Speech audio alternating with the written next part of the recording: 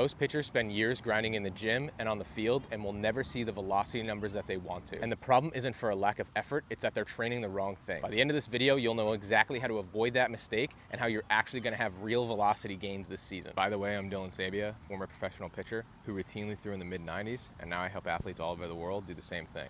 First link in the description books a call with me to see if you're the right fit for my system and how I'm actually going to help you throw in the mid-90s. First mistake that pitchers are constantly making, whether it's high school, college, or professional pitchers, is this obsession with high intensity throwing nonstop. At some point in every pitcher's career, they realize they need to have a high end velocity in order to play at the division they want to or professional baseball. So the first thing that every pitcher tries out is lifting a ton of weight, long tossing, pull downs, and just any type of high intensity lifting and throwing that they can think of. In the beginning, they see some small initial gains because they've never done this type of high level intensity before. But then somewhere along the way, they hit a plateau and they're unsure of what to do next. Not only did their velocity plateau, but they also feel slower, stiffer, and frustrated because their velocity hasn't moved at all to the place they want it to be. So the way you avoid this mistake is making sure that you build a program that is sustainable for you for the long term. Training at high intensities is great for short periods of time, but doing that consistently throughout your entire career will just lead to injuries or you being burnt out with all the high intensity that you're putting on your body. There's a huge common misbelief when it comes to baseball that there's either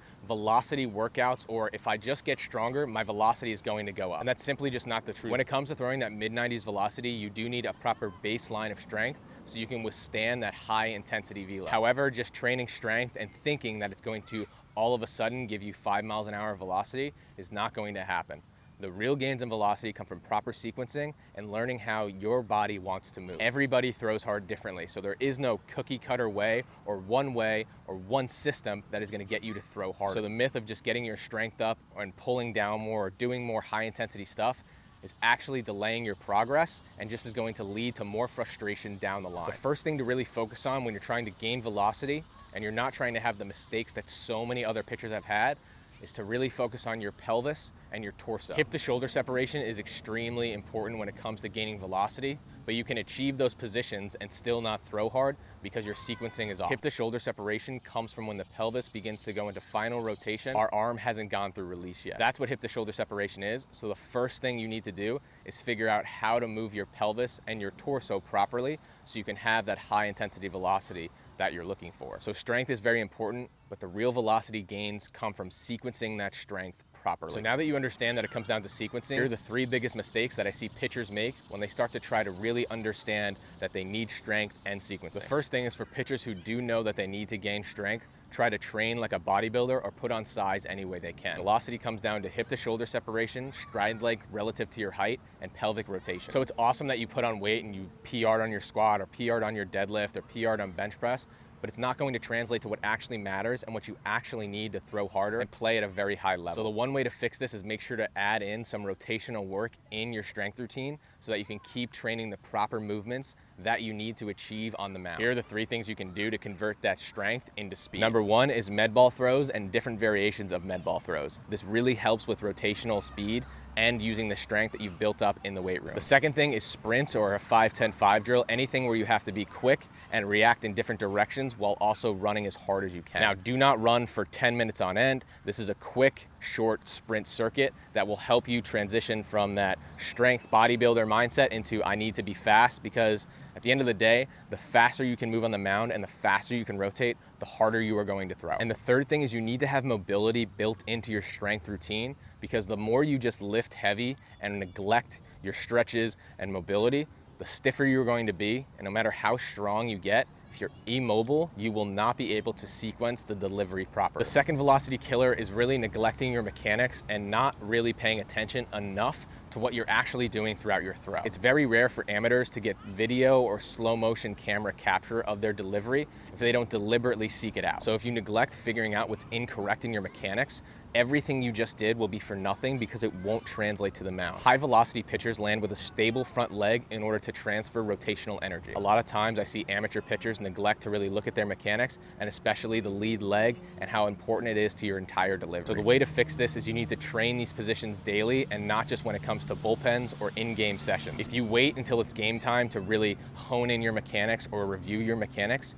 you're doing yourself a disservice and you will be behind the curve. And the third thing that I see killing velocity, and by far the most common and the one that kills velocity the most, is overthinking. When you watch MLB games, you see all these guys throwing 95 plus, some guys all the way up to 105 miles an hour. It becomes very hard when you're throwing in the mid 80s to the low 90s to see yourself playing professional baseball when you're not throwing that high in velocity yet. Believe me, I've been there. I know it's very discouraging, but you have to trust the process and not beat yourself up when you don't see the numbers you want to. The more you put the pressure on yourself, if I need to gain velocity now, my professional dreams will be over if I don't gain velocity, the further and further away you're going to be from that goal, because you're just consistently beating yourself up. And when pitchers get into this mindset, they get very frustrated and usually ramp up the intensity of their throwing, lifting, and everything combined with throwing harder. They never give their body a chance to recover, and this is the biggest killer when it comes to trying to gain velocity, is their body never replenishes, their CNS is shot, and they will never get to the velocity that they're chasing. So don't beat yourself up.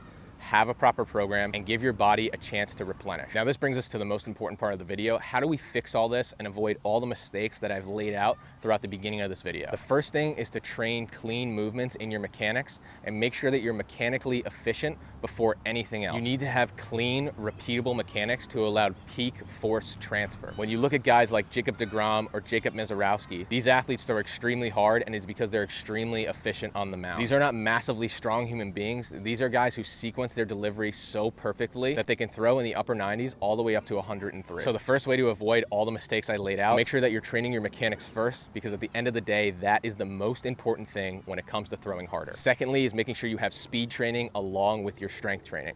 If all you train is strength and mobility, but if you never train transferring the strength and mobile positions that you can achieve onto the mound with some speed training, it will never transfer because you're not used to using that strength and mobility fast. As I said earlier, the faster you can move and the faster you can rotate on time is how you're going to throw hard. So if you never train that, it is never going to happen on the mound, and you're going to consistently be frustrated. Next is you need to make sure when you do some high intensity throwing that your body is ready to handle that and that it's programmed properly throughout your throwing program so that you're not overloaded or you're not ready to go. You need to make sure that in your program, you're not doing high intensity throwing too much and you're not doing it too little.